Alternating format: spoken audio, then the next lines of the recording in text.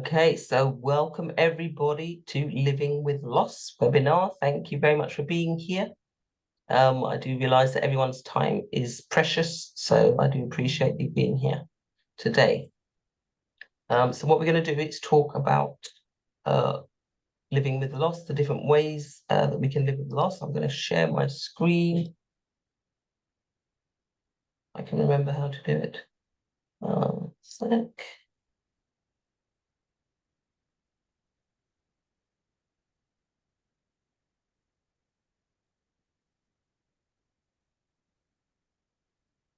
Okay. Can everyone see the screen? Yeah, okay, cool. Okay, so thanks for being here again today. So we're doing Living with Loss webinar. It should last about an hour, I would say. It is so from grief to growth. And so yeah, thanks very much for being here, everyone. So who am I? So my name's Tessa Williams. Some of you know me from the Living with Loss series that we've just completed. The purpose of this webinar is for you to find some ideas for how you can move forward after loss, to find meaning when sometimes it's hard to find any, as we know as grievers. So we'll cover my story, understanding grief, practical tools that we can use, some sharing how to live with grief, some offers, some Q&A, and this will be interactive. So if you do have a pad and a pen, that would be amazing. So can everyone see the screen? The slides. Yeah. Sadie, you see them? Okay, cool. All right. Thank you very much. So okay. So welcome if you just joined in, so you haven't missed anything. So please share and use the chats as much as you like. So our experience of loss, I thought we'd start with that. So my experience of loss is my sister, when I was 28, she died from heart failure. You know, she wasn't ill or anything beforehand. She was 32 when I was 28. So that was a big shock. I was in Ibiza on holiday, and when I came back, you know, she was gone. So that was a big shock there. My dad, when I was 12, my mum and dad were divorced when I was younger, and he died in a car crash 2 days before Christmas. So 23rd, he passed away, and 24th, we got the news. So for lots and lots of years, I didn't like Christmas, as you can imagine. But now I like Christmas. And most recently, my brother-in-law passed away. He had cancer for 3 years, and he passed in November 22. So I know everyone here has experienced loss. So who would like to share about their loved one?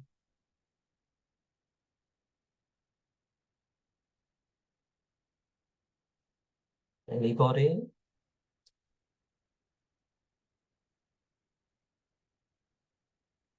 No? Hello. Oh, yes. Hello. Hi, my name is Sherry. I apologize for the iPad. I don't know how to change my name on that. So I lost my husband 8 months ago. He got for cancer at 40 years old.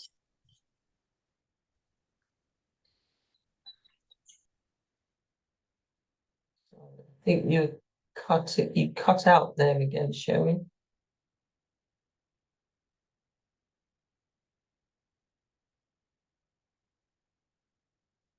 Sherry, I don't know if you can hear me. You cut out then for a moment. Do you want to put it in the chat?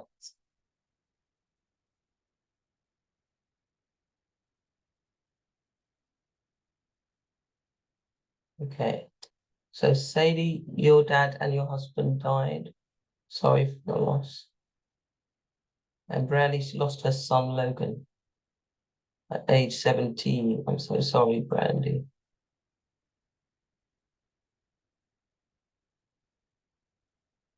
You lost your husband to cancer and your oldest son and children. Oh my goodness. So sorry, Sylvia. So yeah, all terrible losses. I'm so sorry. Thank you very much for sharing. Um, so I would say one of the main things that people experience when our loved ones pass over is guilt. Everyone agree with that? Feel guilty for some reason? Yeah. So what is guilt? So guilt is the emotion we feel if we think that we've let ourselves or others down by failing to do something. So these could think I should have done this, I should have called the doctor sooner, or I wish I hadn't gone out, or things like that. So guilt is a very common feeling after bereavement or loss, and most of us will feel guilty when someone we love has died.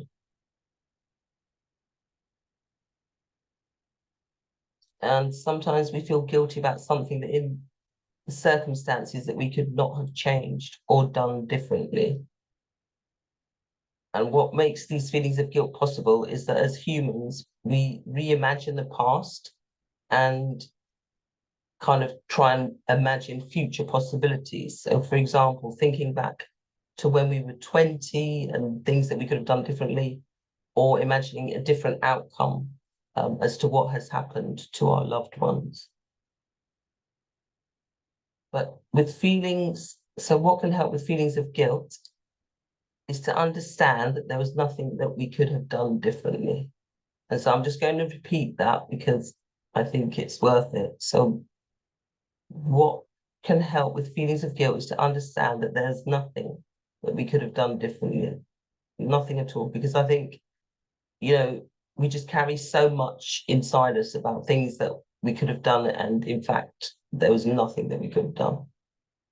So what is beneficial is to try and remove feelings of guilt and to replace them with focusing on the love that you had for that person who's dying. So rather than feeling overwhelmed with emotion, you can try to learn to understand it was not your fault. Okay?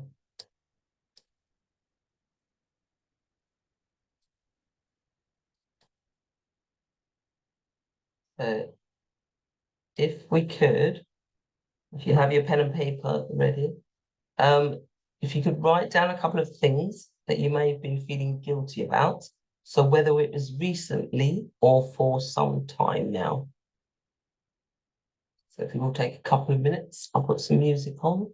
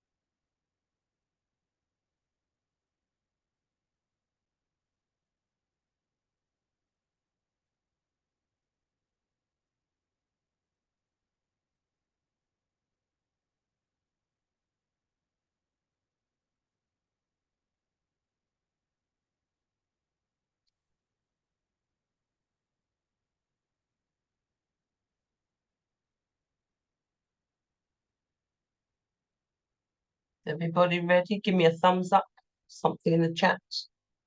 Excellent. Okay. Lovely. Thank you for doing that. Okay, so who wants to go first? Oh, Sadie, thank you very much. Okay, so I felt guilty for not knowing that something was wrong, both with my dad and with my husband. The day before my dad died, I was physically ill. I couldn't eat. I was nauseous. And I didn't understand why I felt so terrible. I went to bed really early that night because I felt so ill. And then I got the call at 6 o'clock in the morning that he'd passed away. And then I knew that I'd known, but I hadn't really known. It was almost as if my body knew. And the same thing happened the day my husband passed away. I felt terrible all day. I felt strange. I even cried. I felt the sadness come over me at one point, and I cried. And then the accident happened and my husband died. And then I knew why all of those things had happened. So I felt really guilty. Why didn't I know? Even though my body and everything was trying to tell me that something was wrong, I still didn't get it. Yeah. So it took me a while to realize that you don't have control over life and death. That's not within anyone's control. I've come to the realization when it's your time, it's your time, and you don't know what you don't know, even though you're feeling all those things. So I have made peace with it now. I'm glad, Sadie. I'm glad. Thank you. And who else would like to share? Thank you. Can you put it in the chat, or shall I share my one? So when my sister, it was so weird. We had about 20 of our friends round for dinner, and my sister, the one who passed away, said, "Oh, it's a leaving party." So I was thinking, because we were just about to be taken to the airport to go to Ibiza, I thought she meant a leaving party because we were going to go away on holiday. It was only years later that I thought, oh, it was her leaving party. And when I was sitting on the couch, I remember it distinctly. I was sitting on the couch and this voice came into my head that wasn't my voice and said, "Your sister's going to be dead." And I was so shocked because I thought, A, why would you ever think that? B, it wasn't in my voice.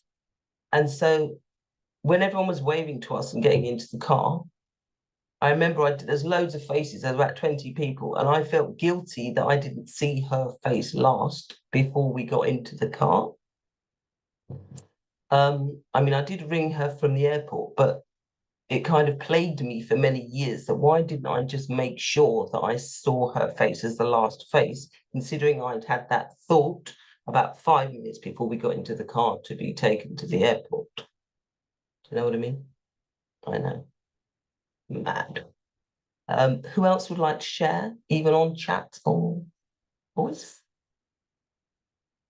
No? Okay. So as we've said, even though we do feel guilty, and as Sadie has shared as well, you know, it's not our fault. And as Sadie was saying, you know, when it's their time to go, unfortunately, it is their time to go. Okay. So how can grief affect us? So the feelings that we can have when we're grieving is shock and numbness, sadness and loneliness, anger, helplessness, relief, guilt, anxiety, and fear. Now, you might think relief is a strange one, but if someone has had a long-term illness, as in the case of my brother-in-law who had it for 3 years, you know, to see him how he was and then to see him how he was at the end, I'm sure that my sister, even though she misses him terribly, there is some sort of relief there because you do not want the person that you love to suffer any longer than they have to.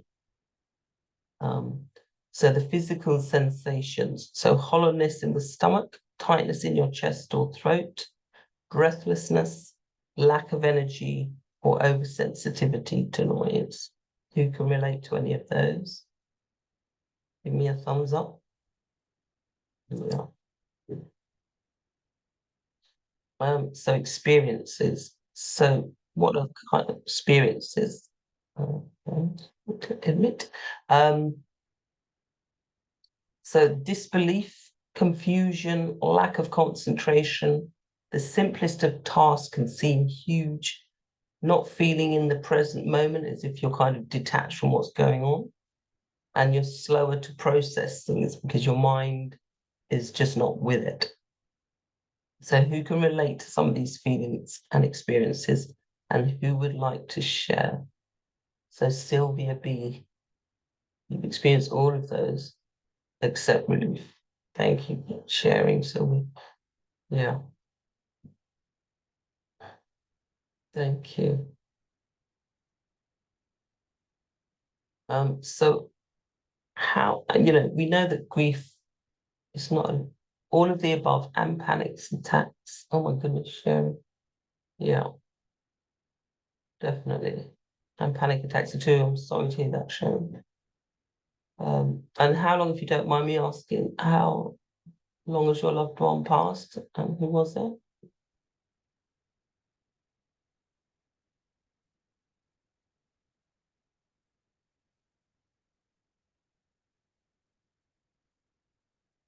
Oh, 9 months husband. Oh, bless him.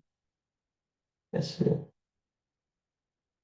So what are some of the tools that we can use to cope with grief? So you could try to join a class or a group based on your hobbies or interests. So these could include online groups if you can't attend any in person. If you are able, volunteering is a good way to meet people. Oh gosh, bless you, Sadie. Felt like I wanted to die too, yeah, just to be with them again. Yeah.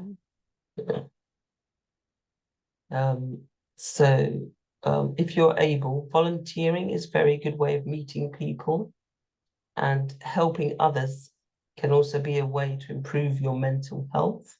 Has anyone tried volunteering? No? Also, connecting with others is really important. So whether it's family, friends, or someone to work with on your grief journey. Also sharing with others who've been where you are. Yes, it does. So Sadie's saying, so groups where people have gone through the same thing does definitely help. Yes, 100%. Also having a daily routine. So having a daily routine, why does that help? So it helps your mind to focus on something else. Not that you're ever going to forget your loved one or that you're grieving, but sometimes it's a good way to kind of get the mind busy doing something else. Found that's quite helpful. Mm-hmm. So what are the benefits of a daily routine? So starting your day off in the right way is so important. Marina, lost your son 9 months ago, and you're experiencing all of this. Yeah. I'll get yourself out of bed, let alone volunteer. Okay. I understand, Marina. Thank you for sharing that. Okay, so Sadie's saying if you go out in nature, it's healing. Yeah, nature is a beautiful one. It is. It feeds your soul. So the benefits of a routine is that when you open your eyes now, hugging trees saved you. Oh, thank you. So tell us about that. I'm intrigued now, Sadie. Please tell us about the trees. Oh, okay, I'm unmuted. I went to see a psychotherapist because I was in so much shock. I felt like I was walking 1 meter up in the air. I had to bang my feet on the ground just to feel that I was on the ground. It was a very weird feeling. And the psychotherapist didn't help at all because my grief wasn't in my brain. So she was talking and I was just so detached. It didn't touch me at all. And I walked away feeling I'd really wasted a lot of money to see this person. And as I said goodbye to her, she said, "Oh, get out into nature as much as you can." That was her parting thing. And so I took her up on her word and I went to a nature reserve close to where I was living every single day. I got up early in the morning and I got out as quickly as I could. And I went to this nature reserve. And I spoke to nature. I just connected. And then I went on a road trip to the forests. And when I hugged trees, they're so solid and unmoving. They give you their strength, even the thin ones. You think they're frail and you lean your whole weight into them and they don't budge. And you can talk to trees and they don't talk back. They don't have an opinion. They don't try and make you feel better. They're just these silent, strong witnesses. And I started to connect with the energy of the trees. And even to this day, I go and hug trees. They're just so special. I just developed this incredible connection through my grief. Yeah, that's beautiful. Thank you, Sadie. Thank you. So welcome those people who are joining. Thank you for joining us today. So the benefits of a routine is that when you open your eyes, try to think of something that you are grateful for. So I understand this may be quite challenging if you're in the midst of grief, but it can be something that's big or small. You could say, you know, I'm grateful for these soft sheets, or it's a nice sunny day today. Anything that's kind of simple that will kind of put your mind in like a better state. Incorporate some deep breathing or meditation into your day, and set yourself small tasks that you can achieve. So this could be making the bed, doing the washing up, anything that's small. It doesn't have to be major, but anything that you can kind of incorporate into your day that will make you feel a bit better. So set yourself small tasks, and if anyone writes in a journal, you could try that. I don't know if you've tried that before. That's not your thing, but these are possible things that you could try.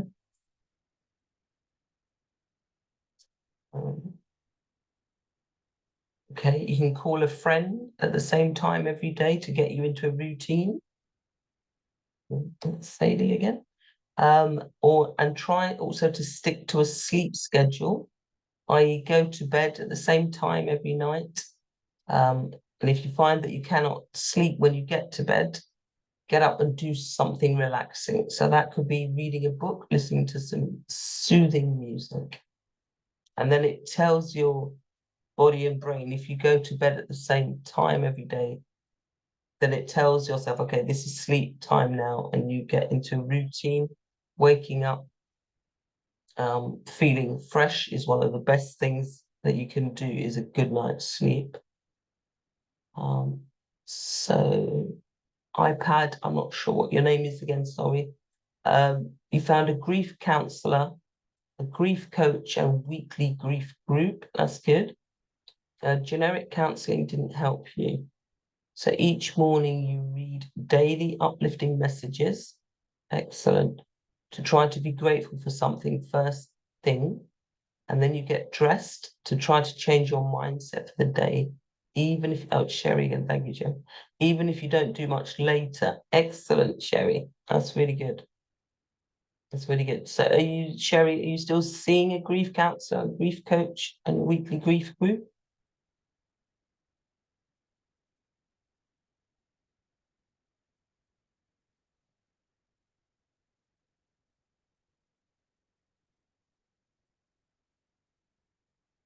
Hasn't responded yet. Okay, we'll wait for your answer, Sherry. But thank you very much for sharing. That's good. Okay. So exercise and meditation. Please don't groan. So EFT tapping also helped me to is it like that, Sadie? I don't know. Oh, there you are. Is it like that? Ah, I see. Nice, nice. Excellent. So exercise, I know people don't really want to exercise, just the mere name of it, or meditation can have the same effect. Those two words. So the benefits of exercise. So studies show that when you exercise regularly, it releases endorphins, which is a chemical in your brain. So endorphins make you happy and also help you reduce feelings of depression. Exercise can also reduce stress and improves your sleep. Choose something that you can enjoy, such as walking, swimming, gardening, or aerobics. So start off with 20 to 30 minutes once or twice a week, and then increase it if you can. So who here finds that just going for a walk helps them? Thumbs up? No? Okay. Oh, thumbs up. Thank you, Sadie. And meditation. So I meditate every day. I love to meditate. And basically meditation, I think that's Sherry. So taking a walk just to get fresh air.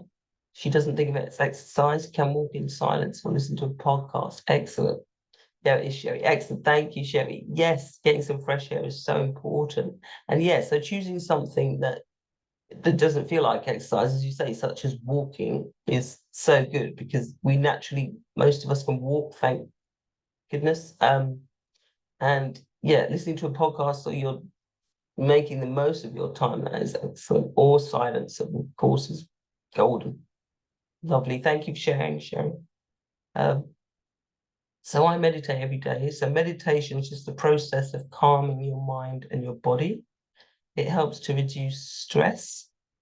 And the more you practice it, the easier it becomes. And you'll find that you recover from stressful situations much more easily.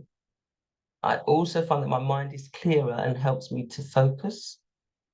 Who would like to try some deep breathing exercises? To use the same meditation every day, can you recommend? I can indeed. So I use one. So it's by Devi Prayer. Oh, it's called Devi Prayer. This music is beautiful. I think it's by Anand.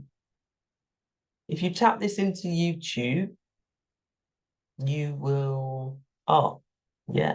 Well, Sadie, I was going to put you on the spot to see if you wanted to take us through some deep breathing exercise. If you don't want to, I'll do it. Oh, bless her. So Devi Prayer, I think it's by Anand or something like that. Let me just see if I can find it on YouTube. If you tap in Devi Prayer, I also use Abraham Hicks morning meditation.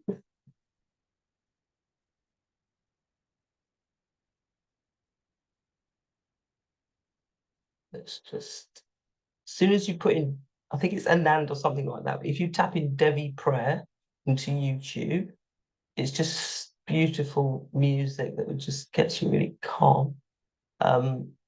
Sometimes I use that, and sometimes I use Abraham Hicks morning meditation. Excellent. So who would like to try? I'm not going to call it meditation because people have strange connotations. But who wants to try some deep breathing? I'll call it. Thumbs up, thumbs down. Excellent. So Sadie, just 5 minutes, should we do? I put her on the spot. I know Sadie from before. She didn't even know I was going to ask her this. But Sadie, do you want to guide us? Oh, she is a star. Oh, and she's put a guided meditation in. Do you want to guide us now? I've got some music. Yeah. Sure, we can do it with or without music. Okay, let's try with, because this one I have access, permission to use.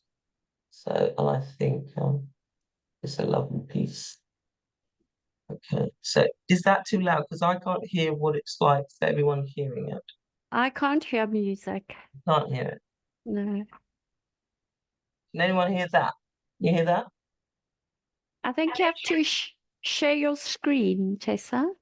Oh, was I not sharing? What, even on the meditation? You're sharing your notes. You need to switch it to the music. I see. I don't know how to do that. So, okay, so I'll stop the music then. Okay. Okay. All right, so everyone, make sure you're sitting up straight.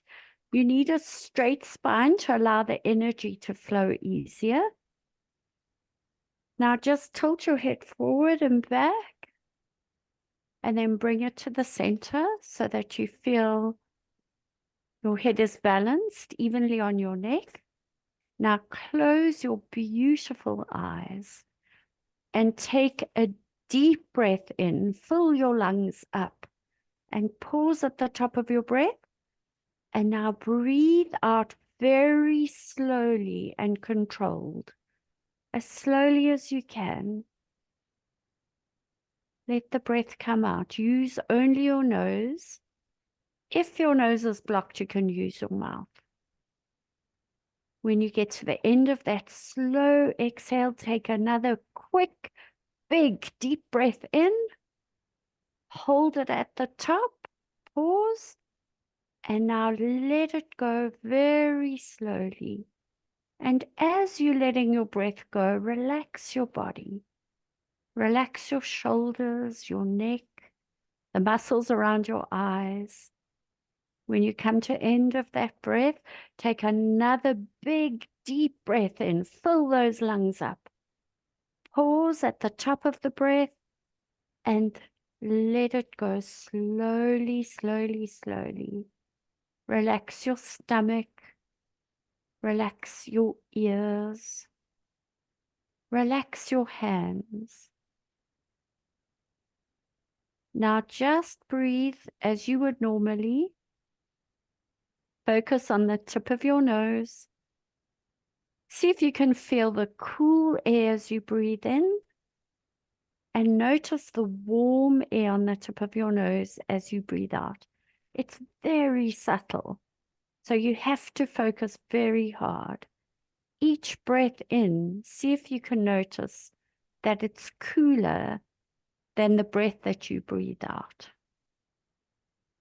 Thoughts might be coming into your head now. Whatever they are, you say to them, oh, okay, we'll get to you later. That's all right, we'll get to you later. Right now, we're breathing. Then bring your focus back to the cool breath coming as you breathe in and the warmer breath as you breathe out.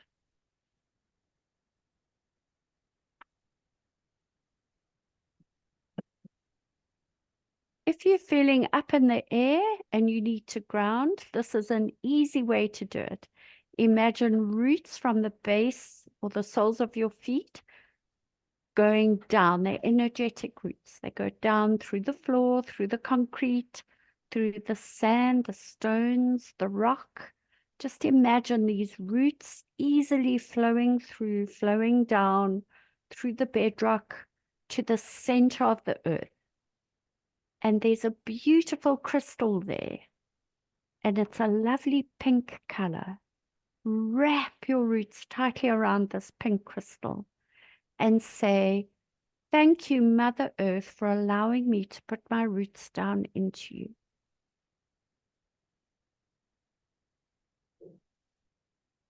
Now, very gently rub the tips of your fingers over your thumbs and very slowly blink your eyes open.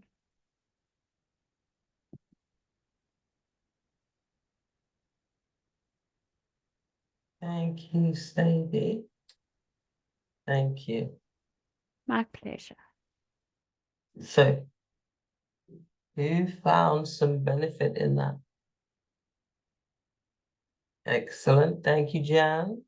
See, it's so nice. I love meditation because it just brings you back to your center, brings you back to who you are. I know it takes practice, and I know that your mind, if you're not used to it, will just be going 10 to the dozen. And that's okay. It's fine. As Sadie said, just acknowledge them and say, I'll come back to you. So yeah. I can also send you free meditation of ones that I have gone through. Please let me know if you would like one. Okay, thank you, Sadie. That was lovely. Thank you. Okay, cool. Okay, so connection with others. So who thinks it's important to connect with others on their grief journey? And if yes, thank you, Jan. Thank you, thumbs up. If yes, why do we think that's important?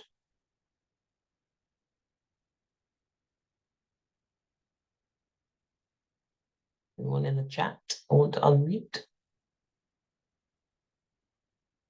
I thought Jan was going to unmute them.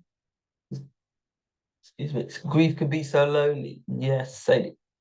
That is so true, because we always think that we are the only person going through those feelings, feeling lonely, no one understands us. So Sylvia B says, those who are experiencing grief are the only ones that can understand. Yes, 100%, 100%. And also, I think people sometimes get uncomfortable if you said that, you know, someone you love has passed away. They don't really know how to handle it or what to say. So they think maybe that what they're going to say to you is going to upset you or trigger you to start crying, and they don't know how to handle your crying. So yeah, so it is important to connect with others who've been through the same thing. And I know some of you already shared what you found useful with regards to connecting to others. So it could be a group you've joined, the support of family members. I know sometimes people, either they haven't got close family members or they don't get on with their family members. That's also possible. So yeah, if you could find a group where you can connect, that is really, really helpful. Okay, so sharing memories. So you can either do that unmuted, sharing, grief is so isolating. People don't understand if they haven't dealt with it and can say hurtful things. Yes. Connecting with others who have experienced grief will give you that safe space to share. Yes, definitely, Sherry. Definitely. And Marina says, I've lost a lot of friends and acquaintances because I believe they don't know what to say. I used to be a cheerleader for them. Oh, bless you. So, Marina, do you mean that you used to support them in their grief when they passed, was loved ones passed? Not that thank God there was no grief, but in life, a very difficult situation. Usually I was the first person they called, whether they need doctor, they need life advice or something, especially during COVID, because I was not taking COVID seriously and people were so scared. So they used to call me and I was like a rookie psychotherapist for people during the COVID time. Yeah. So my morning started with sending some funny videos. I didn't look for funny videos. I got them from somebody else, but I did share them. And usually my sharing was 30 to 50 people, depending on the language, because I'm bilingual, Russian and English. So depending on the language of the jokes, I did this.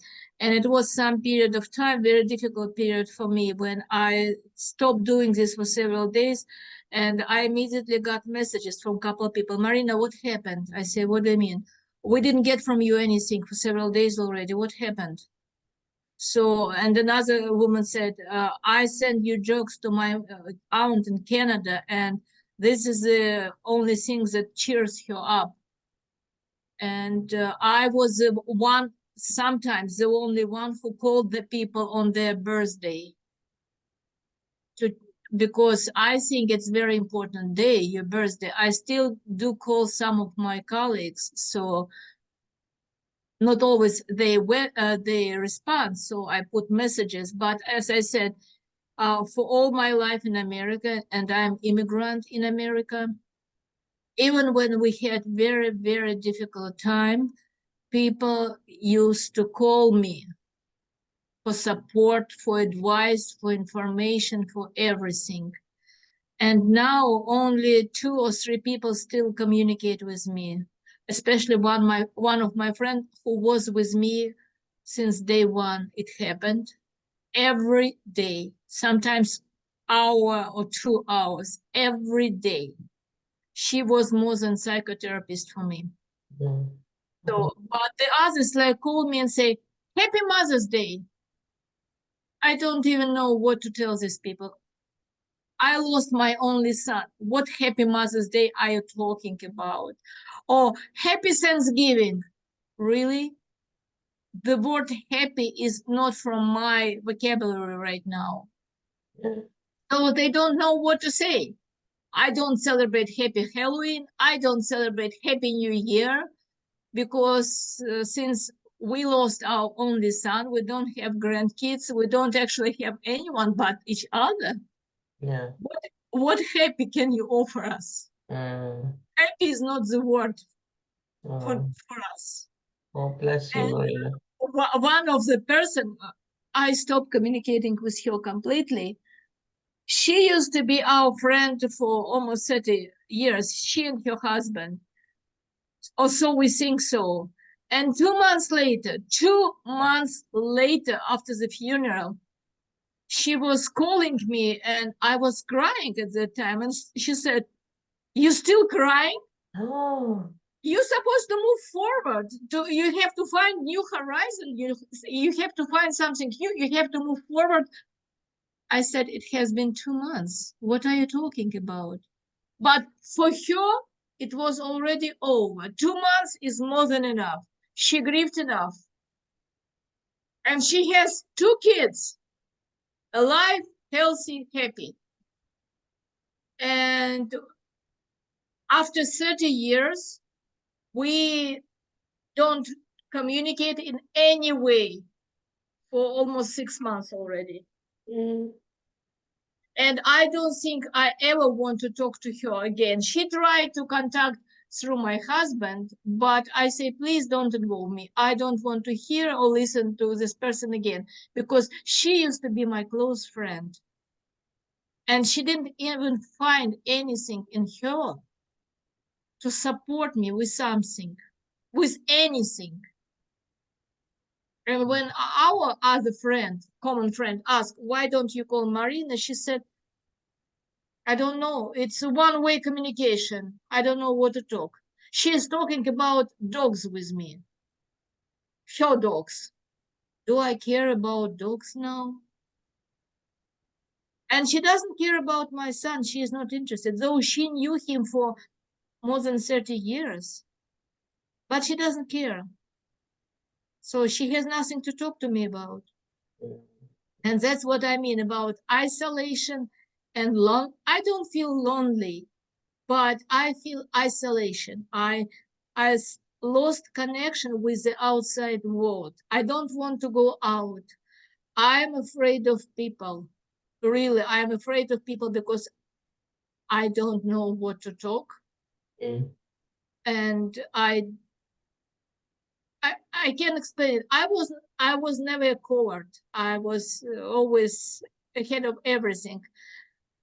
But as of now, I'm afraid of everything. Mm. Everything. It's understandable, Marina. It's understandable.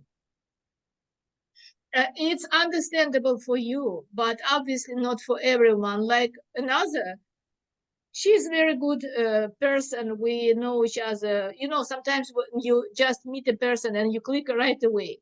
Yeah. And we clicked with her about 2 or 3 years ago. She saw me and she said, Marina, you have to start your morning with putting makeup and putting your jewelry. I say, why? I'm sitting at home all day long. Why do I need makeup and why do I need jewelry? Because it will cheer you up. Why? I'm sitting alone in front of my computer. What makeup can do for me? You have to go buy your clothes. And what will I do? I have 2 closets full of clothes. I lost 25 pounds. So it's like 6 or 8 sizes. So I cannot put on these clothes. But so you go and need to buy one. I cannot go and buy because I don't want to go to the store. I am afraid of people in the store. I don't see anything. I come to the store, it's like fog in front of me, so I don't see anything. And since people were talking about going into the nature and hugging the trees, we live in a big city. For a second, New York City. It's kind of going and hugging the tree in New York City. People will look at you like you're crazy. So you have to go very, very far away that nobody sees you to hug the tree. So life is very, I used to love my city. I used to love my neighborhood. Now I'm afraid of my city. Now I'm afraid of my neighborhood. Now I'm afraid to go to the grocery store. I'm afraid of everything. Mm. I'm sorry, I took too much time. No, you didn't, Marina. That's what we're all here for. Honestly, you didn't take too much time at all. It's usual that you feel like that because you are grieving. You do get scared of things. You do lose your confidence. You do think, what is the point? I'm never going to smile again or laugh. Or, these are all things that are part of grieving, unfortunately. And funny thing, I'm sorry, Tessa, funny thing, I went to my primary care physician because I lost my sleep. I cannot sleep, and the pills they giving me, they don't work. And out of all people, she is doctor. And she said, Marina, you should return to your previous life. I say, how can you imagine? You used to go to dance classes with your husband. I say, and? You should return to dance classes. And I look at her and I don't know what to say. She is a doctor. She knows me for 15 years. Not just me, all my family. She knew what I have gone through all these years. And all she has to say, go back to your dance classes? Seriously? Yes, I'm in the mood for cha-cha or rumba now. Yes, of course. Mm. People who haven't been through it don't understand. Don't understand. Thank you for sharing, Marina. Thank you. Thank you. Would anyone else like to share? I'm sorry, Jen wanted to say something. She's raising her hand, but she doesn't raise the hand in the screen. Thank you, Marina.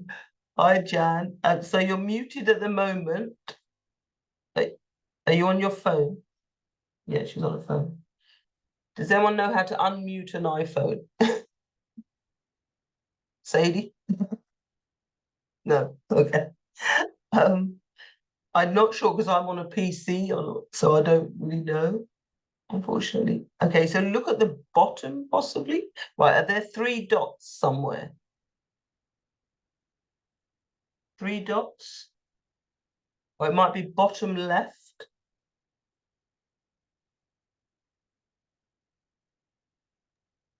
There should be a microphone on the bottom of your screen on the left. You have to click unmute. If it is crossed like this with a red line, and I see Jen's phone is crossed, it should be uncross button. Not button, uncross. You click on this and uncross. There you go. Marina, thank Okay. you. Can I just say Thank you. one thing? Of course May you can. But I'd like to say something to Marina. May I say something to you, Sure. Marina? Would that be okay for you? Yes, sure. You speak beautifully. You express yourself in such a special, personal way, have you ever thought of writing and writing it down? Because you're so poetic, you're so expressive. And I'm thinking that just hearing you can open people's hearts and could help them put in words which they can't do. No, Jen, I was last 8 months, I was concentrating on trying to learn mediumship and communicating with my son. And at the very beginning, when I was under a lot of adrenaline, I came to my senator and said, I know you have some programs you need help with. And as soon as, because at that time I feel I can get back on my feet sooner, I will go and help you. But as of now, it takes me like 2 hours just to get myself out of bed.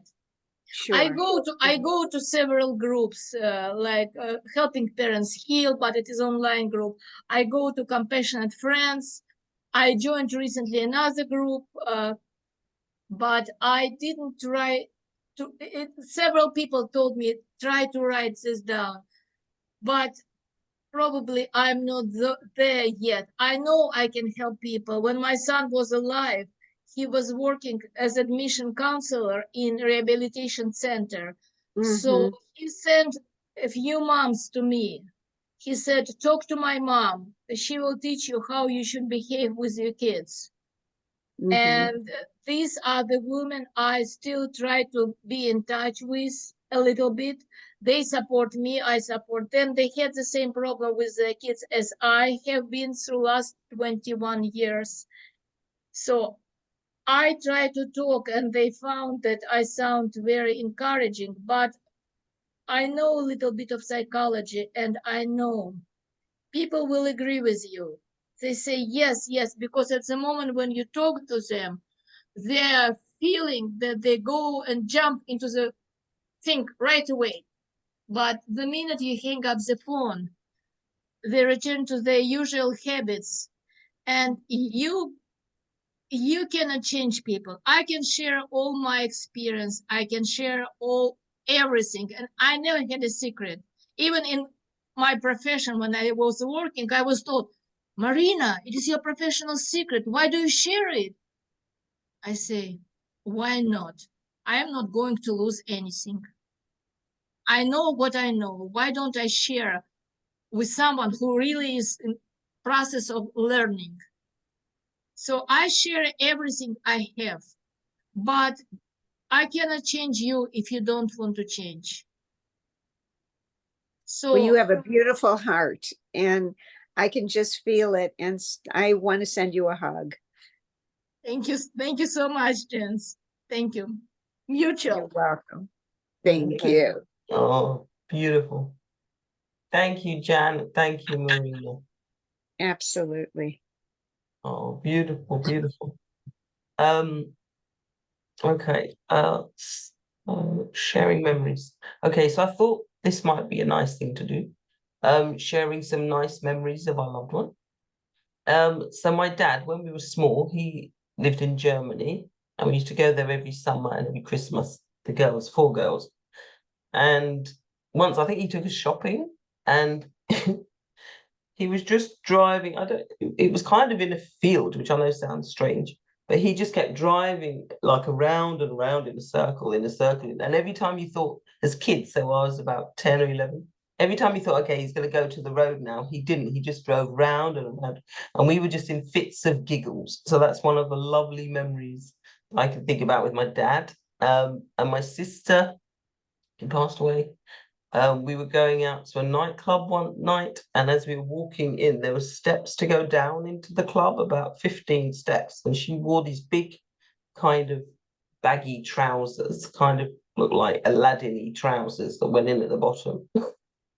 And her foot caught in the big bag of her trouser leg just as we were entering the club, and like there were people sitting on the side of the steps, and I saw their hands just sort of go up to try and shield her from toppling. And because we'd only just got there, I just couldn't help it. I was laughing for ages and ages and ages. So I love to think of that memory as well. It always makes me laugh. So who else has got a lovely memory that they would like to share about their loved one?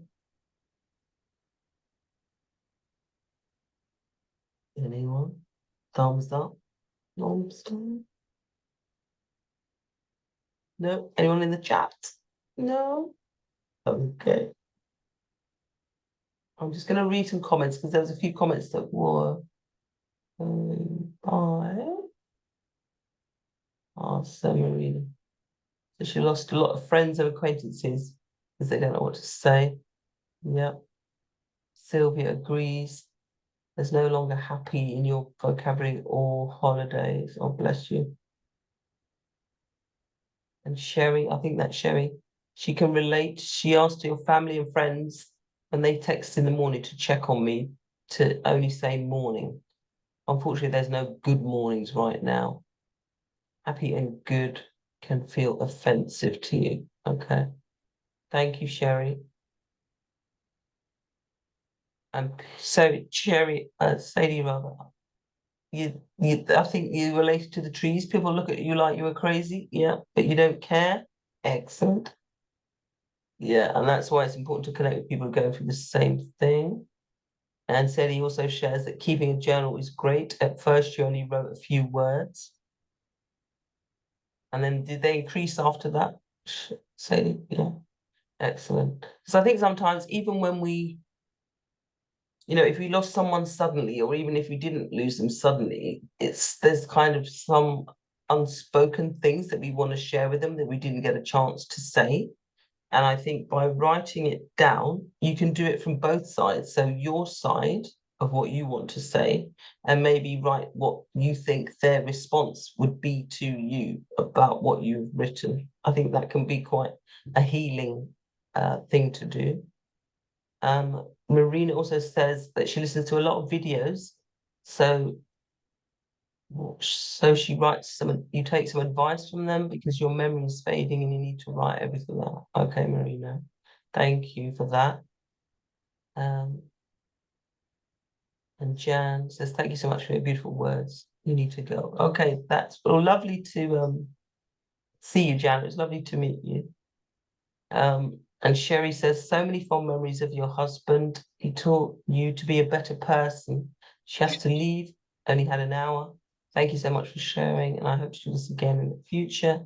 Wish everyone the best. Oh, that's so sweet. Thank you, Sherry. So we've only got a couple of slides left. So tips for self-care. Please be kind to yourself. You can feel whatever it is that you are feeling. There's no right or wrong way in grief. Try to eat healthy foods. I know it's too easy to grab a takeaway menu or to eat ice cream or, eat things that are not particularly good for us. But as one of the readers shared, I don't know if anyone saw Dr. Ellen Albertson, those kind of foods do have an effect on our minds and our brains, which I thought that was really interesting what she shared. Do something that you like to do. So whether it's walking, reading, listening to music, do something that you like to do. Try a relaxing activity. So it could be yoga, meditation, reading, or listening to music. Practice gratitude and stay connected to others. So honoring your loved ones. So what does it mean? So it can mean different things to different people. Doing something good in the name of someone who has passed. So Sylvia says, yes, I've been making so many poor choices in food. That's how I've always told you. Ah, right. So it's an ingrained thing that you've done. I understand. Thank you for sharing that, Sylvia. I do find even recently, if I'm feeling a bit, I reach for a biscuit. I recognize it. So I know what you mean. So do something in the name of someone who passed, i.e. a donation to charity. That's what we did when my brother-in-law passed. Buying a plant.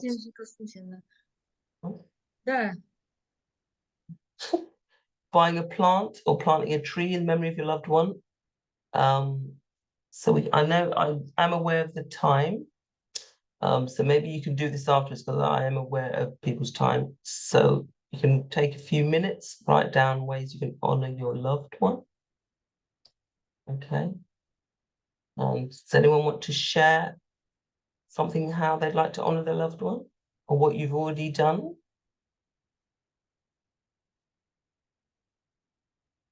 So we did a donation. I mean, it could be on the loved one's birthday. We light a candle.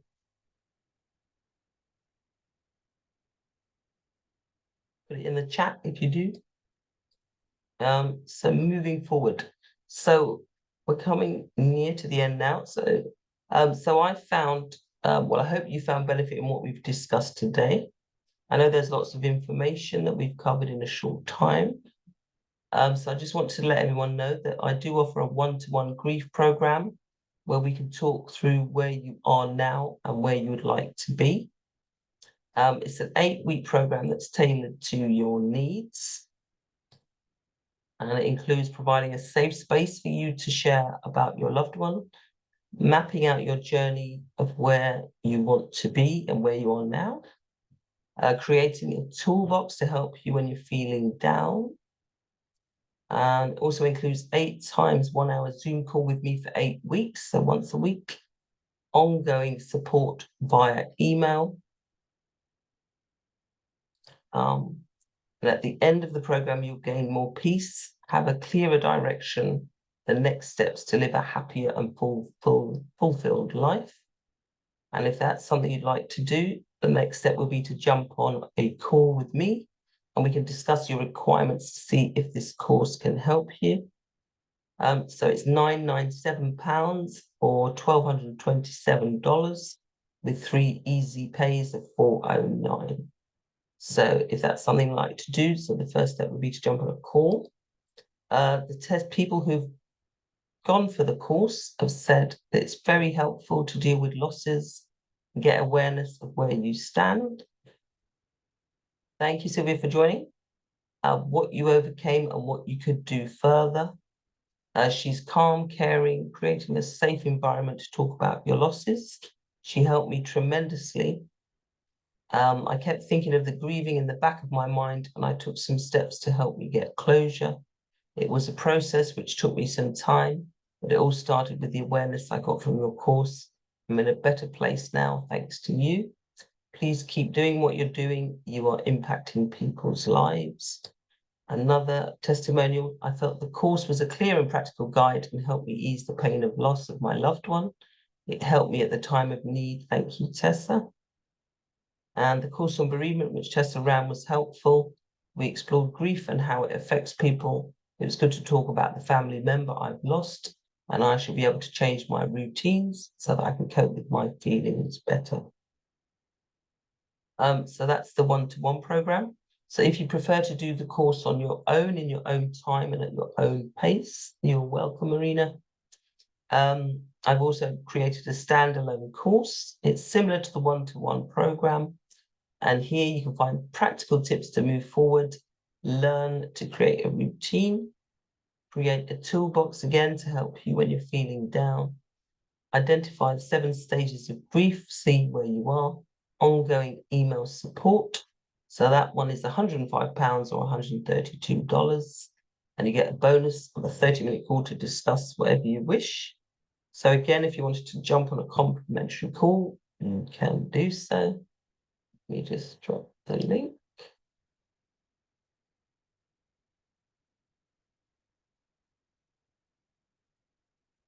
Okay.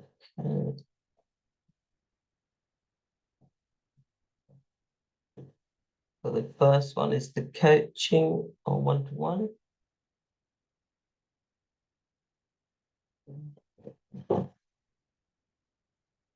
The second one is the standalone course.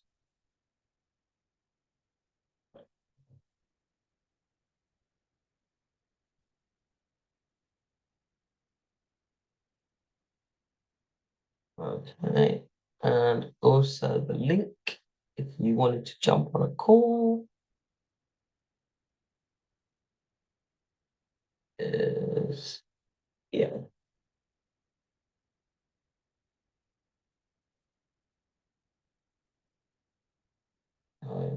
Okay. I can't find the screen.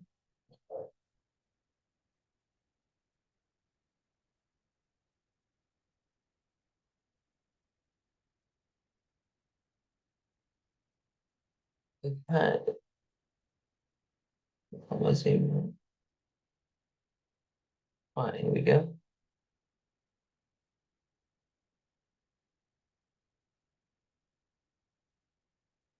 So the difference between the two is that most people find it useful to have someone taking them through the course rather than doing it themselves.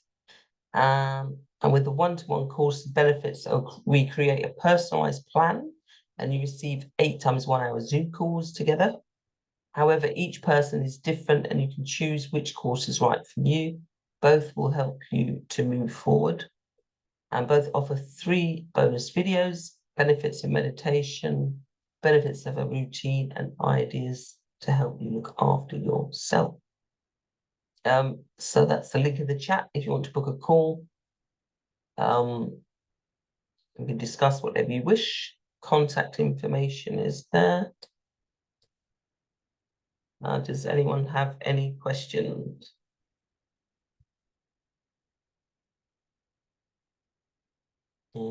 Question. Okay. All right. So I just wanted to say thank you for everyone for being here. Remember to reach out for support if you need it. I really appreciate all your input today. And yeah, thank you for being here. Any final words in the chat from anyone? That only 2 of us left, Tessa. I just want to say thank you for the support, and I want to thank you for your previous videos. I wasn't able to watch all the days, but I did watch videos with Kat Bailey, Mark Ireland, and Tara Nash.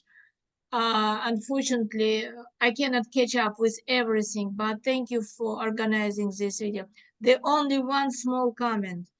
When we're talking about grief, and you put faces of people who are smiling like this, it looks kind of...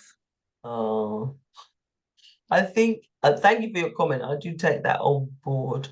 But I think because I've experienced grief, I think with that, I'm quite a smiley person anyway.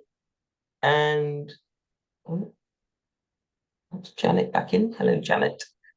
Hi, Janet. I think that is because that's who I am. I'm quite smiley. And also to show that from grief, we can then be happy again, even though I know it doesn't feel like that now, Marina. Do you know what I mean? Yes, and when I see people who are smiling and laughing at full face, it looks... I'm in the early stage of grief, and for me it is very difficult. And when I see smiling people laughing, I don't want to step on their joy in life. I'm happy that somebody could find joy in their life, but I'm not there. Yeah, I know. I can feel it, Marina. I know you're not there, and it's absolutely fine that you are not there. And losing a child, I don't have... only child. Yeah, exactly. Losing your only child, I cannot imagine what you are going through right now. You nobody should imagine that. No one. It's I only can wish to my worst enemy. When I want to curse, instead of putting a curse of them, I can only say that. To lose your only child is the worst thing that can happen, especially when you put 21 years fighting for the life of this child, fighting with him, for him, and finally losing him. What did he pass of, if you don't mind me asking? Accidental overdose. Oh my It's God. epidemic in United States right now. Really? We spoke before, the night before. He was in a great mood. He was going to DJ in his friend's musical cafe. In the morning, about 9 o'clock, he sent video of him playing the pool with the guys. And by noon, I couldn't reach him. By noon of this day. And police only found him after midnight. When I started, yes. And he lived in Florida for 18 years. For 18 years, we were only on the phone with him. I see him occasionally, maybe in 18 years for 2 weeks altogether. So when, as of now, they say, let your son send you signs, I don't even know what signs I can ask for, because I thought I knew him, but it looks like I didn't. I'm sorry, Tessa, I don't want to hold That's you. all right. You're not holding me. Honestly, Marina, you're fine. And I was the one who sent you this message about Friday. I am very sorry. Don't feel offended. It is my profession. I am software tester, so you can ask Paige. I sent you few messages when I found errors on your website or connections, and so That's fine. Did you say it says, are you the person that said it says it should be Friday and not? yes. Oh, Yes. okay. No, it's fine. I don't get offended easily. It's fine. I'm And glad you because- pointed it out. You know what? It doesn't matter what I do. I open newspaper, I open book, I open website. Even if I don't know, I can spot something right now. It was my gift and it was my curse, because people sometimes don't like it, but I was very good in my profession because of that. Yeah, I don't mind. It's fun. Oh, bless you. Thank you, Tessa. Have you joined my private Facebook group? Are you in my Facebook group? No, because I know myself, I will be lost. Despite me being software tester and dealing with software all the time, I make my goal not to have any social accounts. Yeah, And yeah. I only recently opened it because I wanted to join HPH group. And even within HPH group, we have several subgroups, and I'm always lost within them. I lost information. I joined, probably you know about this group, Transcending Grief. I think you're part of this group because of Kat, because of Paige. Yeah. I joined the group, but I keep losing the page, and I have like 5 or 6 tabs open, and I know I wouldn't be able. I just don't want to be like empty space, because I joined the group and I will not go there. I appreciate your offer, but I just explained myself from the very beginning. I had many people say, would you like to join me? Would you be my friend? And I say, you know what? I was so busy with handling my son that I never had time for anything else. Just job, him, and then my mom, who came here after my father's death, 7 years. She had Alzheimer's. She was dying in my hands. So I was so involved with this, I didn't even have time to check emails. I have about 25,000 emails unchecked. So that's what happened. Oh, bless you. So I appreciate what you're doing. And as I said, I wanted to participate in your, how do you call it, summit webinar for 10 days, what you were running. I forgot the word. Do you mean the interview series? Interview series, yes. I wanted to watch, but I only managed to watch 3 or 4 of them because I can't. And I have a group right now. I don't know if you know this guy, probably you do, David Kessler. And I joined his group last week, so he has group in half an hour now, so I have to do homework for his group. I didn't do it yet. He's So brilliant, David Kessler. What? He's brilliant, David Kessler. So let me just wrap up. We'll continue talking. Thank you everyone for joining us for this Living with Loss webinar, and we will see you soon. Thank you. Take care. Bye.